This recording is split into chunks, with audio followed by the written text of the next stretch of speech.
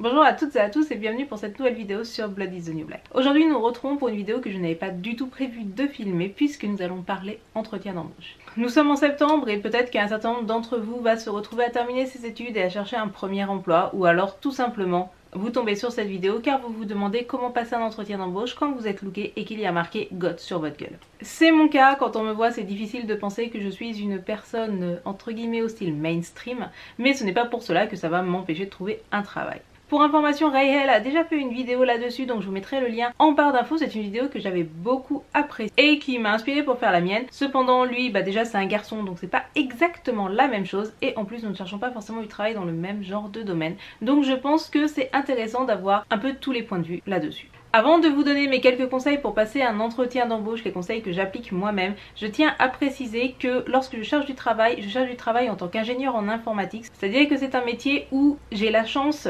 d'avoir plus d'offres d'emploi que de candidats. Ce qui fait que je peux me permettre un certain nombre de choses. De plus, ce n'est pas forcément un métier où on a forcément un contact avec le client final, ce qui rend les choses aussi différentes. Cela ne veut pas dire que je peux y aller n'importe comment. Enfin, je pourrais y aller n'importe comment en soi. Cependant, il ne faut pas oublier que lorsque vous passez un entretien, vous avez une demi-heure, 45 minutes pour convaincre, mais que genre les 3/4 de la décision se prennent dans les 5 premières minutes, un truc dans le genre.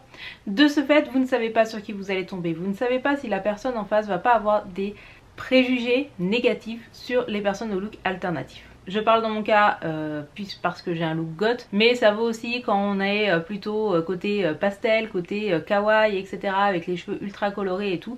On ne sait pas quels sont les préjugés de la personne en face de soi. De ce fait, je trouve qu'il est important pour un entretien d'embauche d'y aller light. Cependant, et là-dessus j'insiste vraiment, à part si c'est vraiment un taf alimentaire que vous êtes vraiment dans la merde et tout, et dans ce cas il n'y a pas de souci, je vous déconseille de vous fondre totalement dans le moule. En comptant la pause midi, vous allez quand même passer 8 heures par jour à votre travail.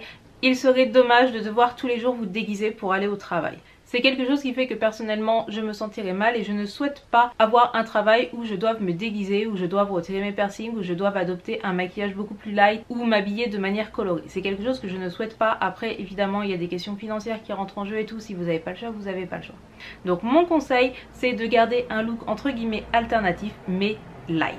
Donc dans le cas des entretiens d'embauche, donc la première chose que je fais quand comme moi vous avez un septum, c'est vous le retourner. Donc ici il est retourné aujourd'hui. Et pareil, donc là ici j'ai un labré avec 2 boules. Lorsque je passe des entretiens d'embauche, je mets juste une petite bille ici de couleur argentée, ça se voit beaucoup moins. Pour mes joues je ne peux rien faire et pour le coup les joues c'est vraiment le piercing qui fait que quoi que je fasse, quelle que soit la tenue que je porte, quel que soit le maquillage aussi léger qu'il soit, il y aura toujours écrit grosse gotte, non-stop.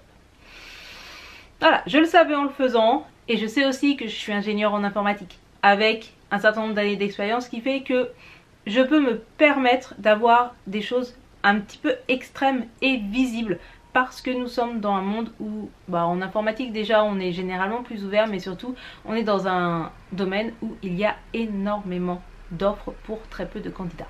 Donc si vous êtes dans un métier qui est plus bouché et tout, ça peut être effectivement des choses à envisager. Est-ce que vous êtes sûr de vouloir avoir quelque chose qui se verra toujours? Parce que quand bien même j'enlève mes piercings, ça me fait un trou, ça ne me fait pas des fossettes, ça me fait des trous de piercing. C'est écrit sur ma gueule que j'ai un piercing. Je vais intégrer une petite vidéo de comment je m'étais maquillée pour mon dernier entretien d'embauche. Donc je fais très simple, c'est-à-dire que je fais des yeux nude, je fais juste un trait de liner, je mets bien sûr de la bébé crème, mais par contre je vais pas m'amuser par exemple à mettre de l'highlighter, je vais pas forcer sur le blush et tout.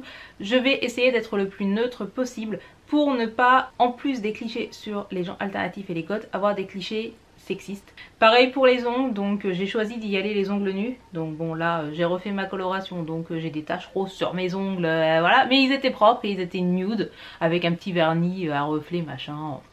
Pareil le vernis noir, ça passe ou ça casse. Ça passe beaucoup plus depuis certaines années mais j'ai pas voulu tenter. Voilà. Au niveau de la tenue, donc il est important de vous habiller en fonction du travail que vous recherchez. C'est sûr que si vous postulez à H&M, vous n'allez pas y aller en costard cravate. Par contre, effectivement, si vous postulez pour un poste d'ingénieur, mieux vaut être surhabillé que pas assez. Dans mon cas, lorsque je vais à un entretien d'embauche, je porte Toujours la même robe, je porte une robe de la marque Collective Clothing qui est une robe un peu pin-up, c'est-à-dire avec une coupe assez près du corps en haut et évasée en bas. Je vous mettrai une photo ici. C'est une robe qui est extrêmement bien coupée et qui est dans un tissu d'une extrêmement bonne qualité. Je pense que c'est une des robes les plus chiadées que je possède. En plus c'est une robe qui est violette. Du coup ça fait pas trop sombre, ça fait pas trop noir, même si bon quand on voit dans cette robe hein, on le sait.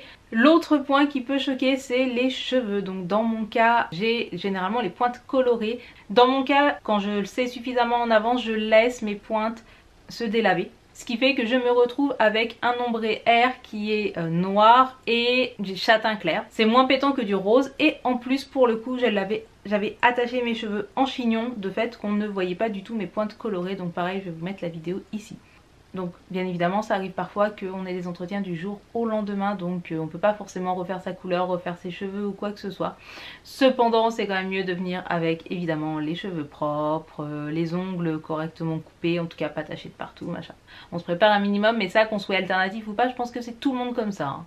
Dans l'ensemble mes conseils au final sont plutôt limités. Assumez qui vous êtes, c'est important que vous puissiez être vous-même dans votre travail. J'ai l'utopie de croire qu'on peut être heureux au travail et dans mon cas le fait de pouvoir être moi-même, de pouvoir m'habiller de la manière dont je le souhaite fait partie des choses qui me rendent heureuse au travail. Allez-y mollo, essayez de contrebalancer votre look en choisissant au moins des choses bien coupées, en ayant une apparence vraiment clean etc.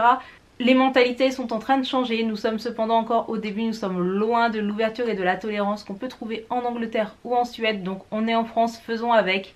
Mais petit à petit, en étant lookés sur notre lieu de travail, nous allons faire changer les mentalités tous ensemble. Et c'est pour ça que c'est important de ne pas se renier, soyez fiers de qui vous êtes, soyez fiers de ce que vous aimez et soyez fiers de vous.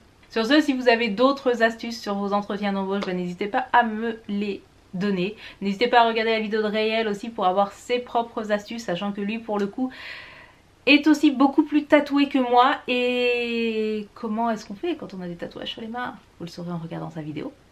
Donc sachez que, et si ça peut vous rassurer, sachez que le dernier entretien que j'ai passé, j'ai eu une proposition d'emploi à la suite. Je ne l'ai pas encore accepté et je ne sais pas si je le ferai pour diverses raisons personnelles parce que ma vie en ce moment c'est de la merde.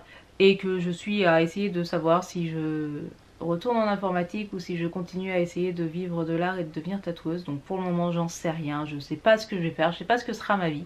Mais sachez en tout cas que comme j'ai passé un entretien d'embauche il y a très peu de temps, j'avais envie de partager avec vous mes petites astuces et comment je fais dans ces cas là. Vous avez aussi le droit de dire que j'ai juste enfoncé des portes ouvertes, c'est pas grave. N'hésitez pas à me lâcher des petits pouces, ma vie c'est de la merde. Mais les petits pouces ça me console, les pouces vers le haut hein, pas vers le bas parce que ça j'en veux pas. Et puis je vous dis à très bientôt pour une prochaine vidéo, j'espère un peu plus drôle sur des sujets un petit peu plus funky. J'ai plein d'idées en ce moment, il faut juste que je réussisse à me botter le cul pour le faire et ça c'est pas forcément évident dans le contexte actuel on va dire. Mais en tout cas j'étais contente de faire cette vidéo, j'espère qu'elle vous a plu, je vous aime tous fort, prenez soin de vous, faites attention à vous, soyez fiers de vous-même et à la prochaine. Tchuss!